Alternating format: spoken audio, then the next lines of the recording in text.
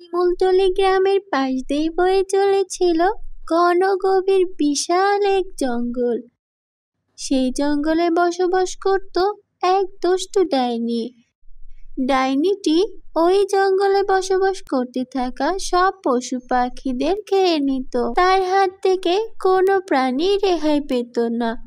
একদিন ডাইনি আনমনে বলতে থাকে, রোজ রোজ এই জঙ্গলের পশু পাখি খেতে আমার মোটেও ভালো লাগে না।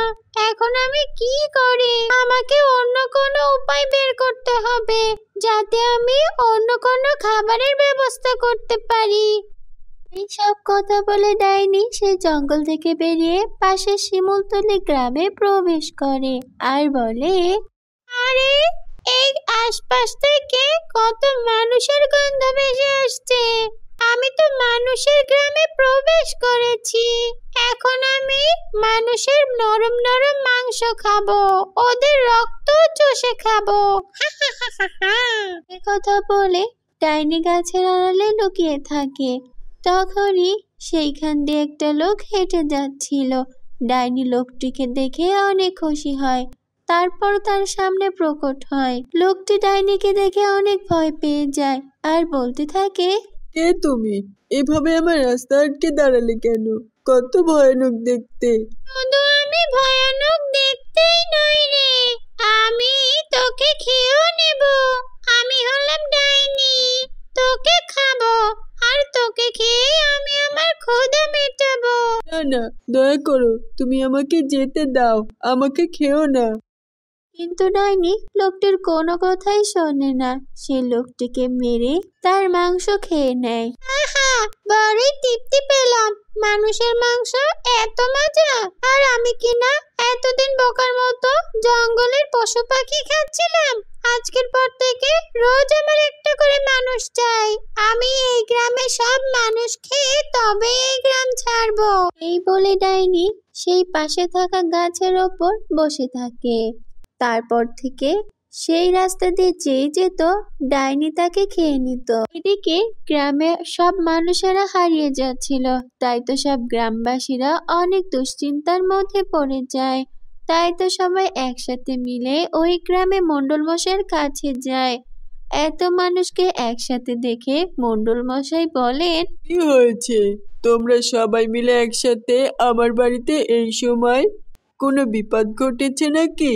তখন গ্রামবাসীর মধ্য থেকে একটা মেয়ে বলে, মণ্ডল মশাই, আমার বাবা গতকাল বাড়িতে ফেরেননি। এভাবে আশপাশে সবাই উধাও হয়ে যাচ্ছে।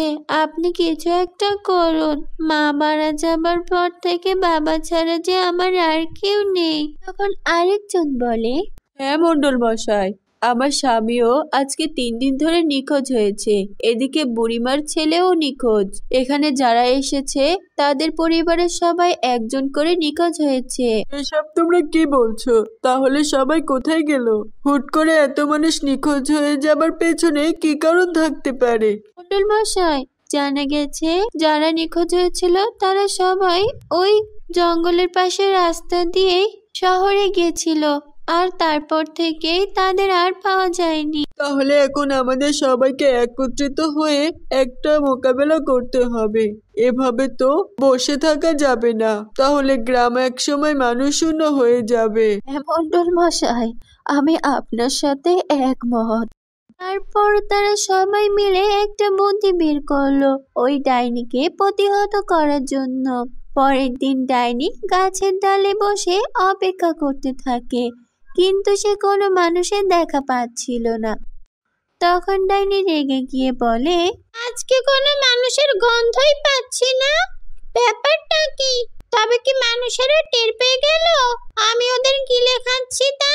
না না, খিদায় আমার পেটে চো চো করছে, একটু সামনে গিয়ে দেখতেই হবে। কথা বলে ডাইনি মানুষ শিকারের জন্য গাছ থেকে নেমে জঙ্গলের মধ্যে হাঁটতে থাকে।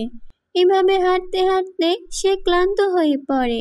তারপর বলে, এটা কিভাবে সম্ভব?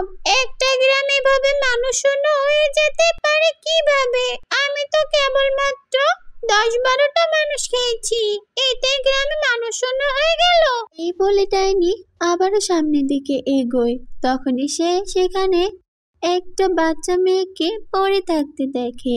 তখন ডাইনি খুশি মনে বলে, আরে বাহ, আজকে তো দেখছি একটা বাচ্চা মেয়ে এখানে আগে থেকেই বসে আছে আমার পেটে যাবার জন্য। বাচ্চা মেয়েটির কচি কচি মাংস চিবিয়ে চিবিয়ে খাবো আমি, অনেক মজা হবে।